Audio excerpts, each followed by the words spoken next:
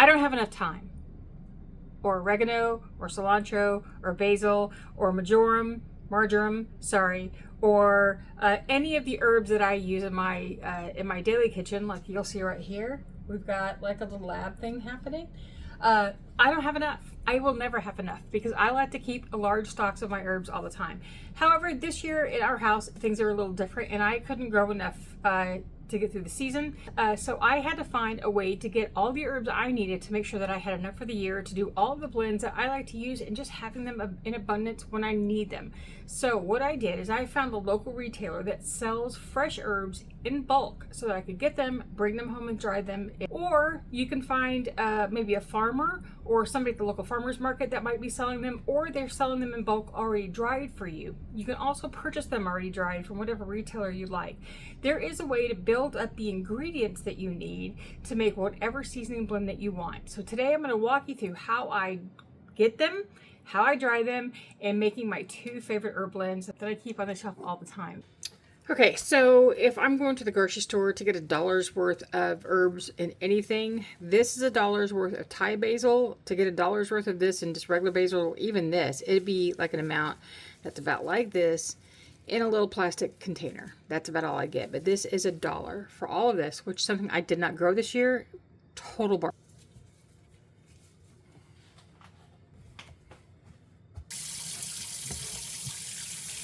This is the harvest from the garden this morning. Okay, so basil, that has gone through the roof. I have a ton that just a couple of days ago wasn't doing great. It was growing, but all of a sudden everything just exploded because we've had rain. Plus all of the beginning of the oregano. I had this huge tub full of oregano, and so I just took a bunch of it. Don't know if it's gonna be enough, but we're gonna use this. I can always dry more when I need to, when I do the next harvest. So okay, we're gonna spread out all of the Thai basil, because the thing that you don't want to do is put in really, really wet herbs into your machine that have to dry, because what can happen is it can turn many of them brown. Basil is a prime example that being waterlogged, going into there, and the heat being applied to it can just turn them awful colors. And that's what I do, is I spread these out after I've rinsed them off, and then we're gonna let them air dry some. My oregano has just started to bolt, but I tasted it. I'm fine with how it tastes. It still tastes fine. But with some herbs, when they start to bolt, the leaves can turn a lot more bitter and not be pleasant. So you want to make sure that you're keeping on top of keeping them trimmed so that they don't bolt. I have giant clumps like this, okay? These are really big leaves, and I am not going to try to keep them whole. I am going to take off the main part of this stem. The rabbit is going to get this because she's going to love it. Okay, for those of you who live in a climate where it can be done because you don't have a super high humidity, or you live in a house that is not the issue, in our house we can't do this because of the dander from all of the pets that we have and such, you can tie these up in bundles just like this and then hang them and let them air dry. That way you're not using any electricity, you're getting a perfectly dry herb without any kind of reduction in flavor because you're not applying any heat to it. Just take some twine, some thread, small rope, whatever, tie this up right here at the end. Don't do a huge bundle because you need that airflow, and you're going to want to hang it someplace where you have airflow.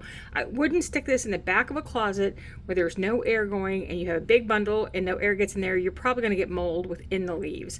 So hanging that anywhere in your house where you get good airflow, and you can let these dry. They can take anywhere from a couple of days to a couple of weeks, depending on the type of herb it is, how big the bundle is, and what kind of airflow you have in the house. They make really pretty decorations if you like that. I just don't want to have to deal with the amount of dust and dander that gets on all of my stuff when I hang it. I don't want to go through the trouble of putting it inside paper bags. It's not something I want to do. I just prefer going in the dehydrator because it's much more efficient for me and my life. I don't bother using mesh on this. I don't need to. I don't have a problem with stacking the oregano. It's going to dry just fine like it is. So I will put enough on here to get it going well. I don't get it so tall that I have to worry about the clearance space between trays, but I have a handy trick for those of you who do need this. You can take another piece of mesh, put it on top, smush it down, slide it in, and it will not be a problem for tray capacity that way. I mean, for the tray space that way. If you wanted to, you could put that piece of mesh down just like this, and take your oregano, because right now it's still going to be super easy. Go against the grain of how the leaves grow. The leaves grow up and out, so go against that grain to just go down and gently strip the leaves off of your twig. Okay, it's that easy, and then you can lay them out. And then what I would do, if it were me, is I will put a piece of mesh right over the oregano. This will help it from getting blown out of my machine when it runs. The tip is, don't start your machine until your door is shut. Don't open that door until the fan has fully stopped running. When you turn it off, let it sit there for a few minutes. Let that fan completely stop. Then you can open your door, and you're not going to have that rush of little tiny herb leaves coming at you through the door. Okay, so this is about as spread out as I can get this without making up 2 trays, and I don't think I have space for 2 trays. So what's going to happen is I'm going to let this dry. I'm going to let it keep drying. And then as other things dry a little more that I can take them off or condense them, I may move some of this onto those trays as well. So again, I'm just going to put a piece of mesh over them just to keep them from flying. If that's if that's an issue for you, then there you go.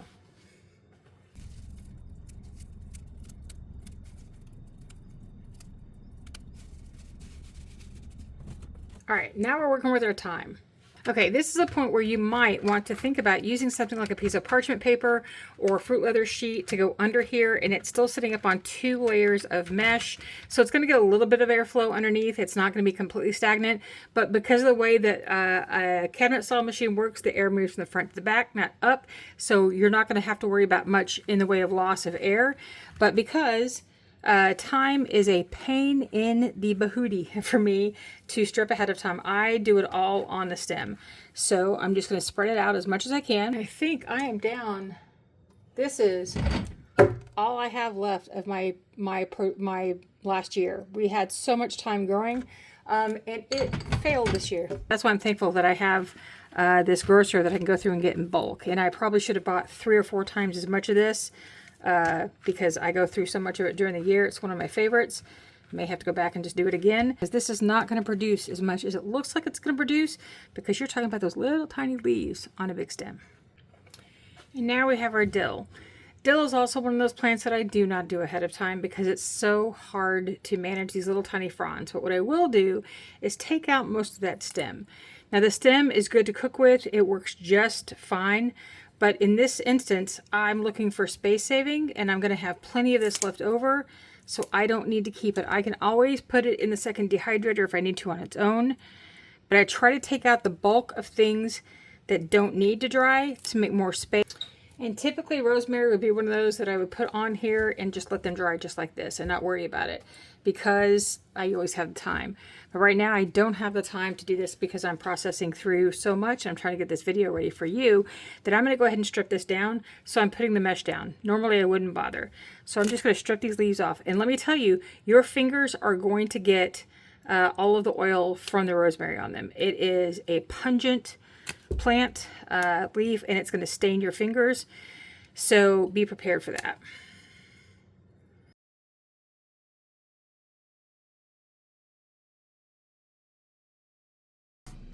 So here we go. We have our oregano here on the bottom, our Thai basil, then we have all of our thyme, all of our dill, and all of our rosemary right here on the top.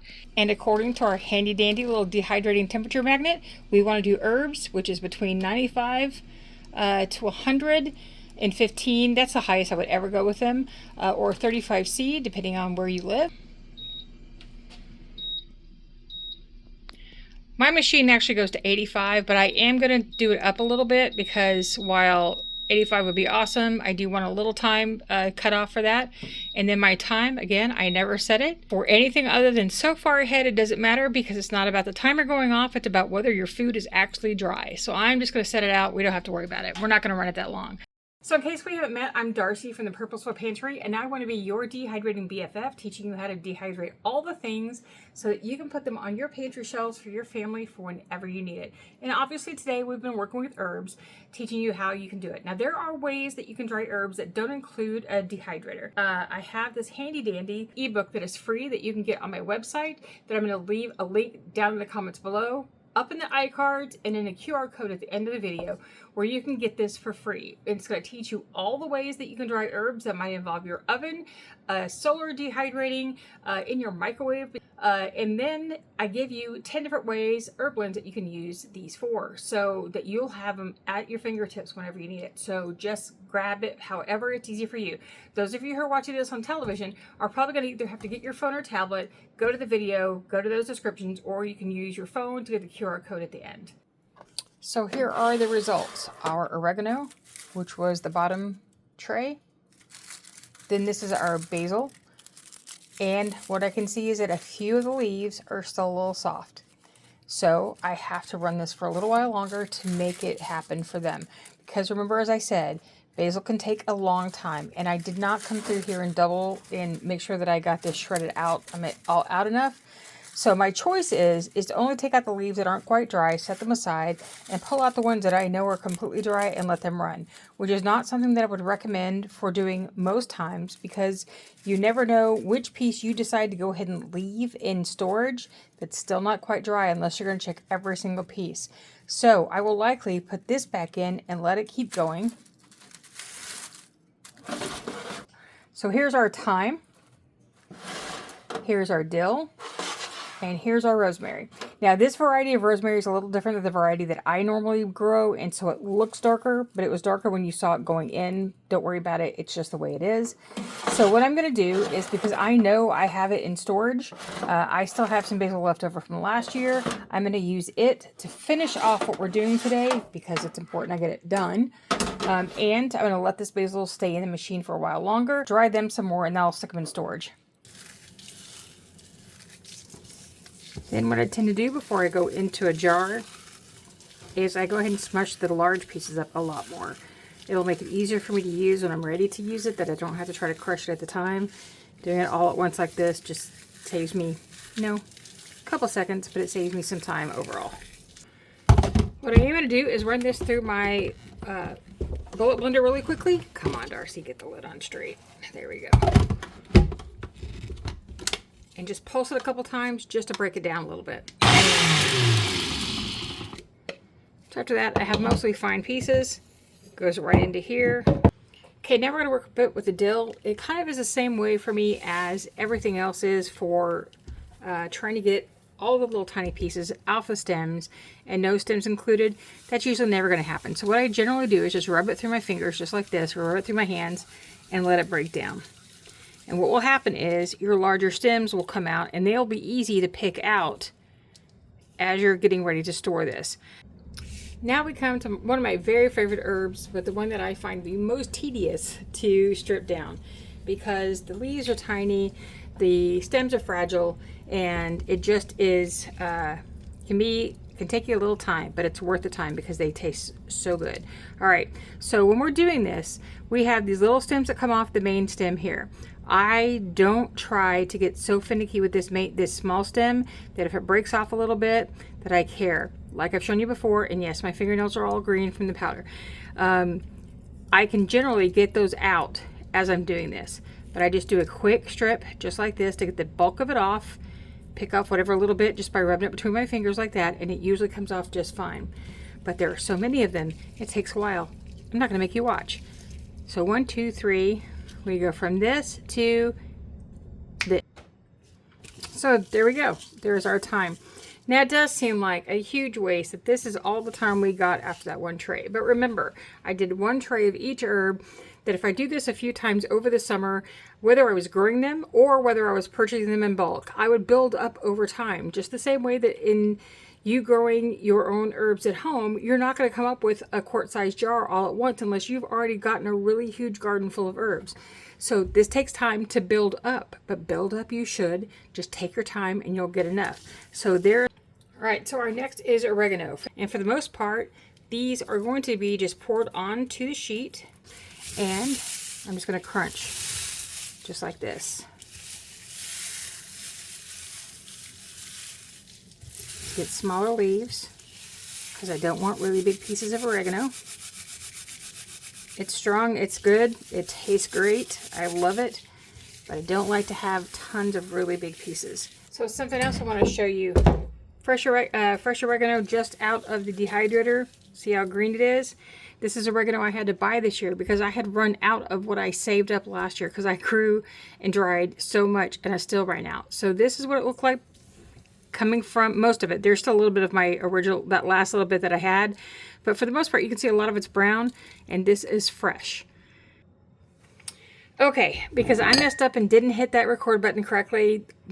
It's my nemesis actually when filming. Okay, so what I have started now is my seasoning blend for Herbes de Provence, which is my favorite. And I've got all of my single ingredients up here ready to go, which is the benefit of either growing or purchasing your bulk ingredients. Then you can make any seasoning blend you want.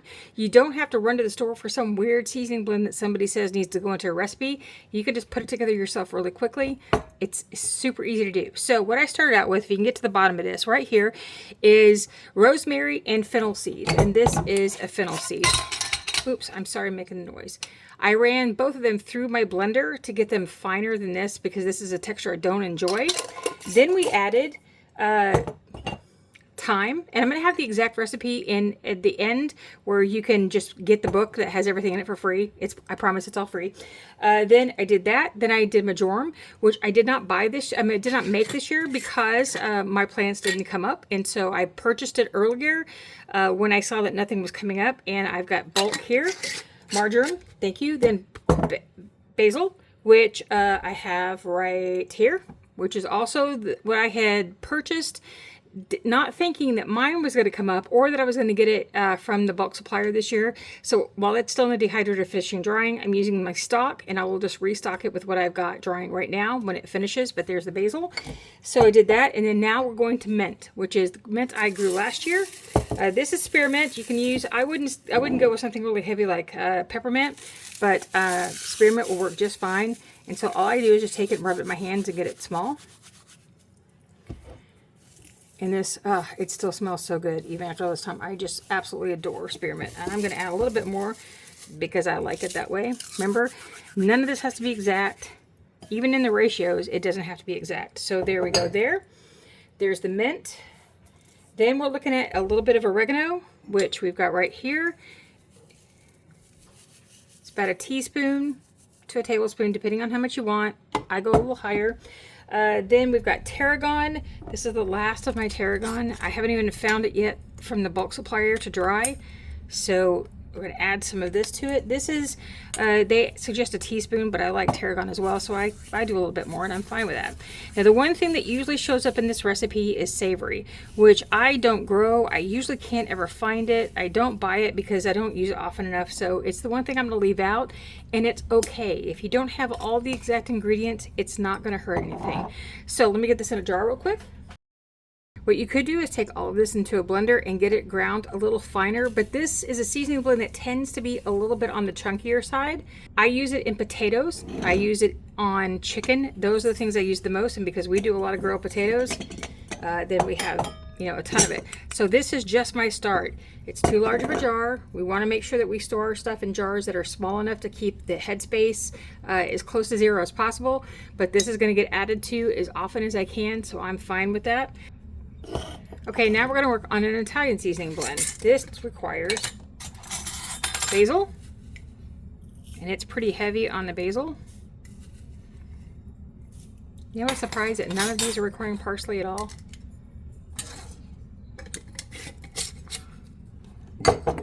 Oregano.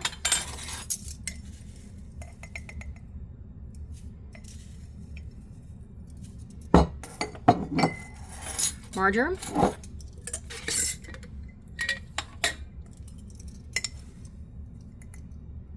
Go down here at the bottom for some smaller pieces.